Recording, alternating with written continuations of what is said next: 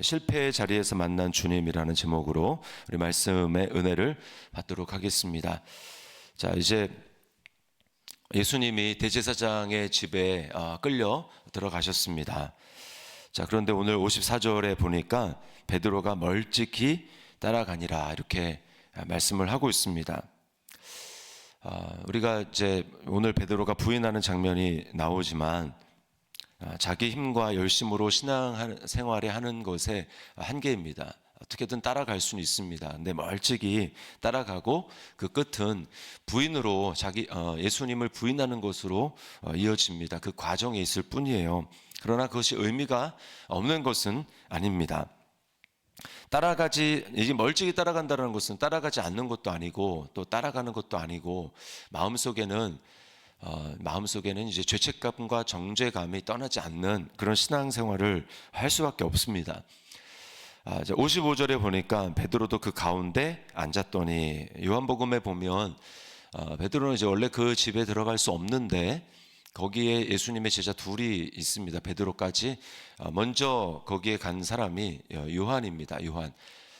요한은 이제 12명의 제자 중에 가룟 유다님이 배신하러 나갔고 11명 남았는데 10명의 제자들은 다 도망갔고 요한은 예수님을 따라갔습니다. 그리고 요한은 십자가 밑에까지 있었죠. 그러니까 예수님이 나중에 보라 내 어머니다 마리아를 이제 얘기할 때 요한이 거기 있었습니다. 나머지 제자들은 없었죠. 근데 요한이 이미 그 안에 있었기 때문에 이제 이렇게 문지기에게 말을 해서 이렇게 들어오게 허락을 해준 겁니다. 그래서 베드로가 들어가게 된 것이죠.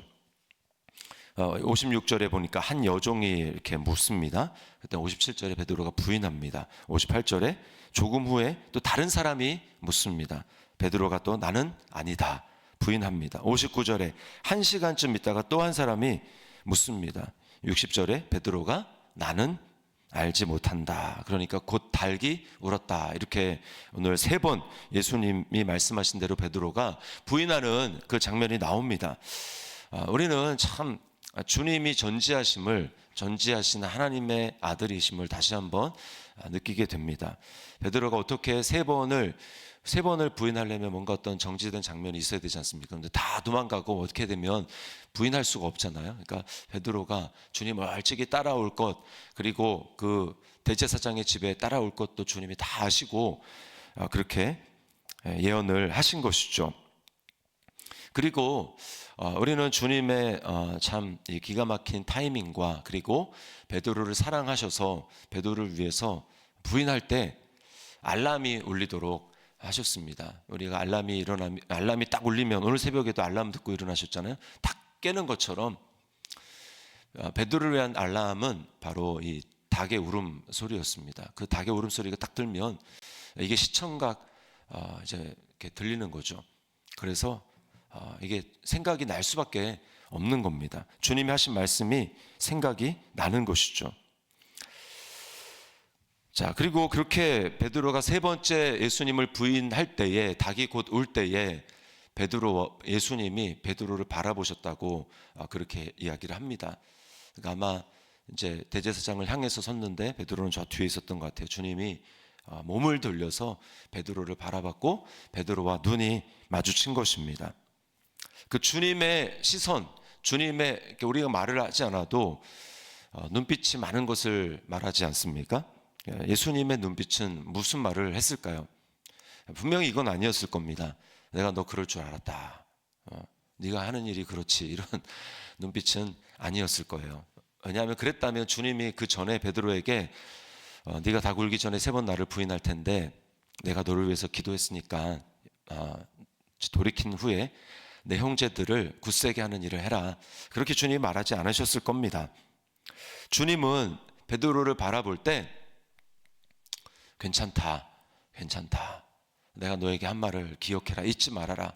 네가 부인했다라는 사실만 기억하지 말고 내가 너를 위해서 기도했다.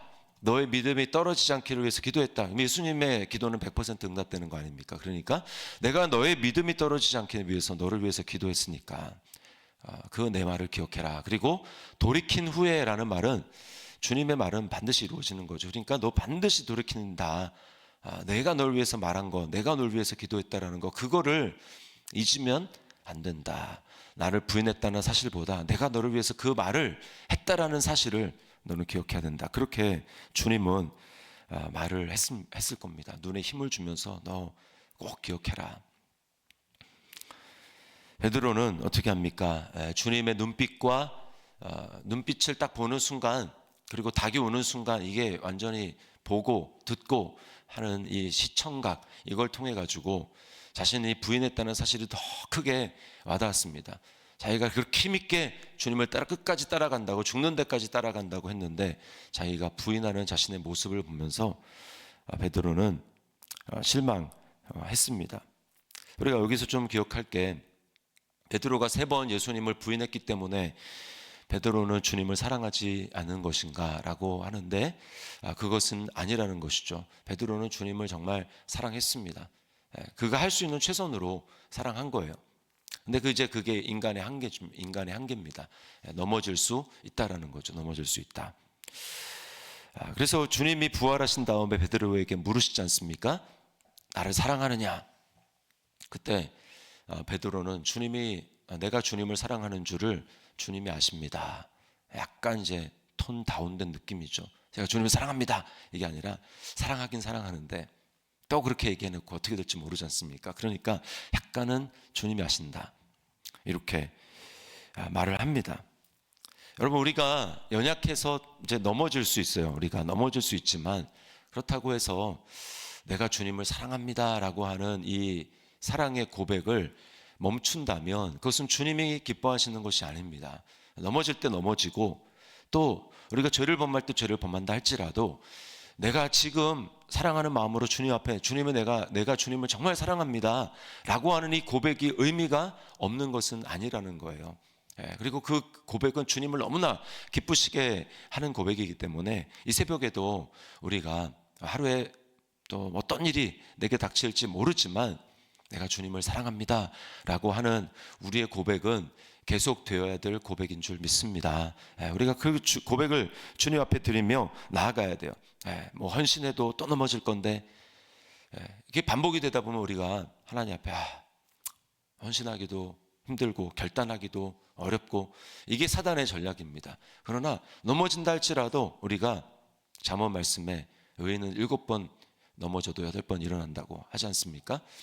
다시 고백하고 다시 결단하고 다시 사랑의 고백을 하고 주님 앞에 내가 주님을 사랑합니다 라고 우리가 고백하며 나아가야 되는 거죠. 그리고 제가 주일날 말씀을 드렸듯이 우리는 이제 성령의 시대를 살고 있기 때문에 그냥 나의 연약한 인간의 힘으로만 주님을 사랑하는 것이 아니라 이제는 성령의 힘을 덧입어서 주님, 나의 이 고백 위에 성령께서 기름 부어 주시고 성령의 능력으로 함께하여 주셔서 내가 이제는 인간의 힘으로만이 아니라 성령의 능력으로 주님을 따라갈 수 있도록 주님 나에게 은혜를 베풀어 주시옵소서라고 우리가 기도해야 될 줄 믿습니다.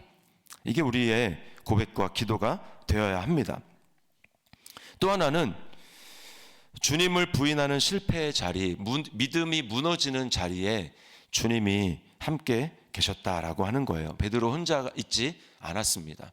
물론 예수님이 지금 묶여 있고 또 재판을 받는 그런 자리에 있었지만 그 자리에 중요한 건 주님이 있었다라는 거죠. 이건 우리에게 시사하는 바가 있습니다.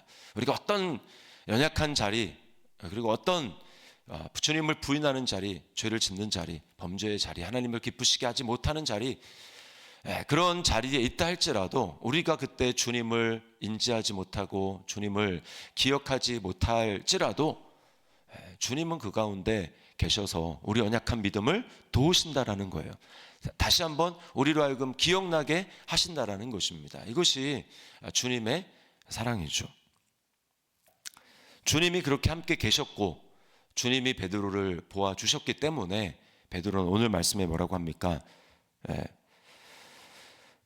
보시니 61절에 주께서 돌이켜 베드로를 보시니 베드로가 주의 말씀 곧 오늘 닭 울기 전에 네가 3번 나를 부인하리라 하심이 생각나서라고 얘기합니다. 닭 울음소리 때문이 아니라 주님이 나를 보셨기 때문에, 주님이 그 자리 가운데 계셨기 때문에 주님의 말씀이 생각난 것입니다. 우리 안에 성령님이 계시고 우리가 어디 가든지 시편 139편 말씀에 내가 새벽 날개를 치고 바다 끝에 거한다 할지라도 거기서도 음부에 내 자리를 피고 또 하늘에 올라가서 거기 있다 할지라도 어디 가든지 주님께서 우리와 함께 하시고 그 자리에 우리와 함께 하시기 때문에 우리는 그 자리에서도 일어날 수 있는 줄 믿습니다. 그것이 함께 하시는 주님의 사랑이죠. 우리는 이것을 기억해야 됩니다. 내가 어떤 순간이 있다 할지라도 최악의 순간, 나도 나를 참 받아들이기 어렵다 그런 순간이라 할지라도 그때 주님은 나와 함께 하시고 나를 격려하시고 일으키기를 원하신다라고 하는 것입니다. 자, 오늘 이렇게 있는 그 주님에 대해서 63절부터 65절에 보면 사람들이 희롱하고 때렸다. 그리고 65절에 보면 많은 말로 욕하더라. 우리가 이게 나랑 먼 상관인가? 나는 예수님을 보지도 못하고 이제 육신에 예수님이 없는데 희롱하고 때리고 욕하고 이 뭐 나랑 뭔 상관이가 라고 생각할 수 있지만 그렇지가 않습니다. 그렇지가 않고 우리가 이제 육신으로는 예수님을 그렇게 하지 않지만 이제는 우리가 연결되어 있습니다. 가지고 우리는 또 예수님 몸의 한 지체죠.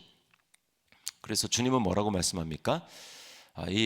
여기 있는 가장 작은 자, 지극히 작은 자 하나에게 한 것이 내게 한 것이다. 그래서 양편으로 양과 염소 나누어진 다음에 염소 편에 있는 왼쪽에 있는 자들을 향해서 너희는 내가 뭐 배고플 때 먹을 거 주지 않았고 목마를 때 마실 것도 주지 않고 옥에 갇혔을 때 나에게 문안도 하지 않고 뭐 이렇게 얘기를 하니까 우리가 언제 그랬습니까? 그랬더니 여기 있는 지극히 작은 자에게 하지 않은 것이 내게 하지 않은 것이다. 이렇게 말을 했습니다. 그리고는 이제 성령이 오신 다음에 사도 바울이 바울 되기 전에 이제 사울의 교회를 잔멸할 때 잔멸할세라고 얘기를 하잖아요. 근데 주님이 나타나셔서 지금 뭐라고 합니까? 너는 왜 나를 박해하느냐? 뭡니까? 주님의 몸에 대해서 믿음의 형제 자매들에 대해서 한 것이 주님께 한 거예요. 내가 어떤 태도를 보이는 거 내가 미워했다. 그리고 아주 정말 경멸하는 눈초리를 보냈다. 아니면 아주 매서운 말을 했다. 주님께 다 한 겁니다. 우리가 꼭 이걸 기억해야 됩니다. 그래서 눈에 보이지 않는 그 주님 내가 어떻게 그렇게 하느냐라고 하는데 교회에 대해서 함부로 말하고 또 믿음의 형제 자매에 대해서 함부로 얘기하고 어떤 잘못된 태도를 보인다. 그건 다 주님께 하는 거예요. 그래서 오늘 이 새벽에 이걸 기억해야 됩니다. 나는 주의 몸에 대해서 또 믿음의 형제 자매들에서 어떤 태도를 취하고 있는가 이것을 우리가 기억해야 합니다. 그리고 또 하나는 주님은 뭐라고 얘기합니까? 인자로 권능의 우편에 앉으실 것이다. 69절에 이제부터는 인자가 하나님의 권능의 우편에 앉아 있으리라 이렇게 말씀을 합니다. 여러분이 그런 궁금증을 한번 가져보지 않으셨는지 모르겠어요. 성경 읽다가 예수님은 원래 하나님의 아들이고 원래 영광스러운 본인데 뭐 또 영광을 받는다 뭐 이런 얘기를 하고 다시 영광의 자리로 내가 들어간다. 여기도 하나님의 권능의 우편에 앉아 있으리라. 뭐 당연한 것 아닌가라는 생각을 하지 않습니까? 원래 그런 분이셨는데 부활하시면 당연히 그렇게 되겠지. 그리고 빌립보서 2장 그 5절 이하의 말씀에도 주님이 자기를 비워 종의 형체를 가지고 죽기까지 복종하셨고 십자가에 죽으심이고 그래서 그 다음에 뭡니까? 이름을 하나님이 그를 지극히 높여 모든 이름 위에 뛰어난 이름을 주사 뭐 하늘 위에 땅에 땅 아래 다 무릎을 예수님의 이름에 꿇게 하셨다. 뭐 당연한 거 아닌가라고 생각을 하는데 여러분 왜 그게 당연한 게 아닙니까? 주님은 원래 하나님의 아들로서 당연히 그렇게 되지만 여기 중요한 게 뭐냐면요. 여기 69절에 이제부터는 인자가라고 하는 이 인자라는 말이 중요한 거예요. 인자. 이 인자라는 말은요. 주님이 이제 마지막 아담으로 오셨다라는 얘기고 그 마지막 아담으로 그렇게 이제는 사람이 되신 그 하나님이시자 동시에 사람이신 그 주님이 합법적으로 인간의 대표로 그 영광을 차지하게 된다라고 하는 것입니다. 그렇게 하는 이유는 우리랑 연결이 되어 있어요. 우리로 하여금 우리에게 그 영광, 그 권세, 그 능력을 우리에게 예수의 이름으로 내가 예수님께 연결되어 있다라고 하는 그 믿음을 가지고 하나님 앞에 기도하며 또 그렇게 선포하며 나갈 때 이제는 예수님의 그 영광을, 예수님의 권위를, 예수님의 권한을 우리가 합법적으로 쓸 수 있도록 만들기 위해서 주님은 반드시 이렇게 하는 게 필요하다는 거예요.